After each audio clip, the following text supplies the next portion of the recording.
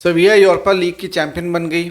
और अगर हम ये कहें कि सेविया रियल मैड्रिड है यूरोपा लीग की, तो ये गलत नहीं होगा। इस मैच में आने से पहले सेविया 7 के 7 यूरोपा के फाइनल जीती हुई थी।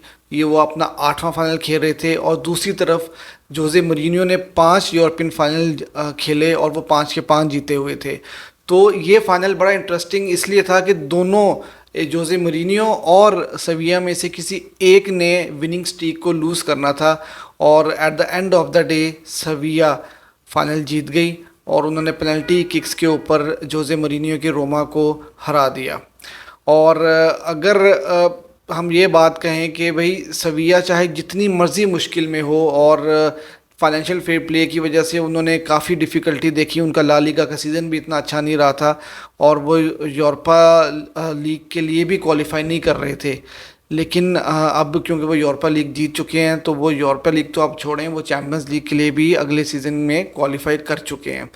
तो बिल्कुल ये बात कहना बिल्कुल सही होगी कि यूरोपा लीग की रियल मैड्रिड जो है वो सेविया है। क्योंकि जितनी मर्ज़ी मुश्किल हो और चाहे इनकी टीम कुछ भी अच्छा ना कर रही हो, डिज़ास्ट्रस इनका सीज़न चल रहा हो, लेकिन यूरोपा लीग में जब ये लोग आते हैं तो फिर ये सब कुछ भूल जाते हैं। और जिस तरह रियल मैड्रिड चाहे जो मर्ज़ी हो जाए, जितनी मर्ज़ी प्रॉब्लम्स में हो, लेकिन जब वो चैम्पियंस लीग में आते हैं तो वो एक बेहतरीन परफॉर्मेंस दे के और सबको हैरान करके चैम्पियंस लीग जीत जाते हैं। तो बिल्कुल यही सिचुएशन सेविया के साथ थी और उन्होंने जोजे मourinho की रोमा को हरा दिया और वो चैम्पियन बन गए। तो ये तो पहली स्टोरी थी हमारी। और दो बाकी जो दो स्टोरी है वो दोनों स्टोरीज़ ट्रांसफर विंडो के हवाले से हैं, जो 2-3 से बहुत बड़ी बड़ी खबरें चली आ रही हैं। तो पहले हम लियोनेल मेसी के बारे में बात कर लेते हैं। लियोनेल मेसी, जिस तरह मैंने आपको कल की वीडियो में भी बताया था कि लियोनेल मेसी की फैमिली काफ़ी ज़्यादा जो है ना उतावली हुई हुई है इस टाइम पर कि वो किसी तरह से बार्सिलोना उनको जल्द से जल्द अपना डिसीजन बता दे। और आज क्योंकि एक बहुत इंपॉर्टेंट ला लीगा की मीटिंग भी होनी थी और उस मीटिंग में जो बार्सिलोना ने वाइबल प्लान दिया हुआ था वो भी डिस्कस किया जाना था कि उस प्लान को देखने के बाद डिसाइड होना था कि क्या वाकई में मेसी को अलाउ किया जाएगा बार्सिलोना ज्वाइन करने के लिए कि नहीं। तो काफ़ी देर तक ये मीटिंग चली और मीटिंग के आखिर में जॉर्ज मेसी, जो मेसी के फादर हैं, उनको कांटेक्ट किया गया, उनको कॉल की गई और उनको ओके कहा गया। और उसमें कुछ एडजस्टमेंट्स जो जो प्लान बार्सिलोना ने दिया उसमें कुछ एडजस्टमेंट छोटी मोटी करनी पड़ेंगी। और मंडे तक ला लीगा ने ये कंफर्म किया है जॉर्ज मेसी को, मेसी के फादर को, कि मंडे तक हम आपको ऑफिशियल अप्रूवल दे देंगे और उसके बाद मेसी जो है वो बार्सिलोना के साथ कॉन्ट्रैक्ट साइन करने में कामयाब हो सकेंगे।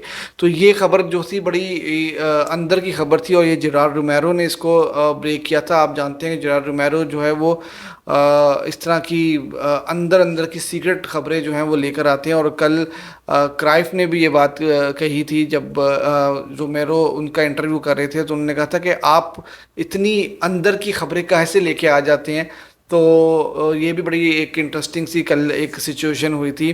तो अब देखना ये है कि मेसी की जो फैमिली है और जो मेसी का कैंप है वो जैसे ही मंडे को का अप्रूवल आता है तो वो बार्सिलोना को पुश करना चाह रहे हैं कि जल्द वो मेसी को कॉन्ट्रैक्ट ऑफर करें और मेसी उसको साइन करें, ताकि मेसी एक अपना जो उनके वेकेशन आ रही है अभी समर वेकेशन, तो वो अपना समर वेकेशन में एक इजी माइंड के साथ, एक सुकून के साथ वो अपनी वेकेशन एंजॉय करें, ताकि उन्हें पता हो कि उनकी अगली डेस्टिनी क्या है। और अल हिलाल का जो ऑफ़र है, जो इतना बड़ा 1 बिलियन का ऑफ़र उनको मिला था लियोनेल मेसी को, उस वो 15 दिन बाकी हैं उसमें उसकी वैलिडिटी में। और 15 दिन तक अगर मेसी चाहें तो उसको भी एक्सेप्ट कर सकते हैं। लेकिन जेरार्ड रोमेरो ने इस चीज़ को कंफर्म किया है कि 80% चांसेस लियोनेल मेसी के अब बार्सिलोना में आने के बन चुके हैं। तो ये एक बहुत बड़ी खबर थी और इसमें लॉयल्टी और इसमें आप ये भी कह सकते हैं कि मेसी के इमोशंस भी जुड़े हुए हैं, क्योंकि लियोनेल मेसी आप जानते हैं कि बार्सिलोना के साथ इमोशनली बहुत ज़्यादा अटैच्ड हैं और इतनी बड़ी ऑफ़र को वो ठुकरा कर बार्सिलोना में ही आना चाह रहे हैं। कहाँ 1 बिलियन और कहाँ मेरे ख्याल से 15-20 मिलियन पर सीज़न का ऑफर बार्सिलोना उनको करेगा। तो ज़मीन आसमान का फ़र्क है, लेकिन मेसी ने पैसे को छोड़कर बार्सिलोना को चुना है। और दूसरी तरफ अगर हम एक और ख़बर सुने जो कि सऊदी अरेबिया से ही आ रही है और बेंजिमा के हवाले से है, अल इत्तेहाद क्लब जो कि अभी अभी सऊदी चैंपियन भी बनी है, उन्होंने 100 मिलियन का ऑफ़र दिया था बेंजिमा को। और ये बहुत स्ट्रॉन्ग रूमर्स आ रहे हैं इस टाइम पे, और काफ़ी ज़्यादा जो सोशल मीडिया पे जो रियल मैड्रिड के बड़े बड़े पेजेस हैं और ट्विटर अकाउंट्स हैं, वहाँ पर इस चीज़ को कंफर्म कर दिया गया है कि बेंजिमा ने रियल मैड्रिड को कह दिया कि वो अल इत्तेहाद क्लब को ज्वाइन करेंगे और वो रियल मैड्रिड में नहीं रुकेंगे। तो अगर आप दोनों को देखें, मतलब यहाँ पे शायद रियल मैड्रिड फैंस जो हैं वो मेरे से थोड़ा नाराज़ हों, लेकिन आप ये देखें कि लॉयल्टी कितनी ज़्यादा मैटर करती है। और लियोनेल मेसी जहाँ 1 बिलियन का कॉन्ट्रैक्ट छोड़ रहे हैं, वहीं पर 100 मिलियन प्लस का कॉन्ट्रैक्ट जो है वो बेंजिमा एक्सेप्ट करना चाह रहे हैं अल इत्तेहाद की तरफ से, और वो बेंजिमा रियल मैड्रिड को छोड़ के जा रहे हैं। तो ये एक लॉयल्टी का भी एक फैक्टर है, और आप देख सकते हैं कि कितना इमोशनली मेसी जो हैं वो अटैच्ड हैं बार्सिलोना के साथ।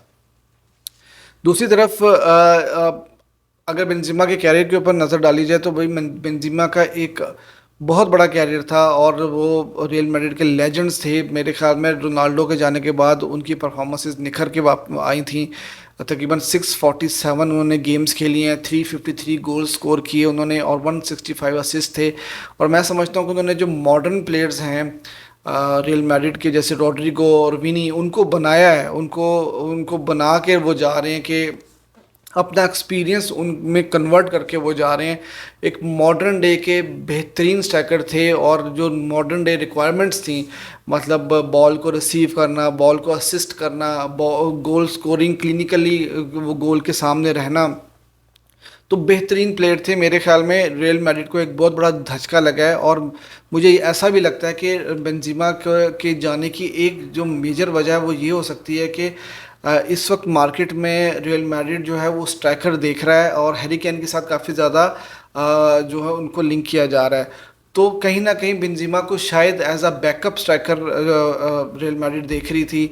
तो शायद ये भी एक रीज़न हो सकती है कि बेंजिमा ने सोचा हो कि मतलब अभी उनका कैरियर, उनकी फ़ुटबॉल काफ़ी बाकी है, तो वो एक अच्छी फ़ुटबॉल जो है वो सऊदी अरेबिया जाकर खेलें। तो ये थी आज की स्टोरी।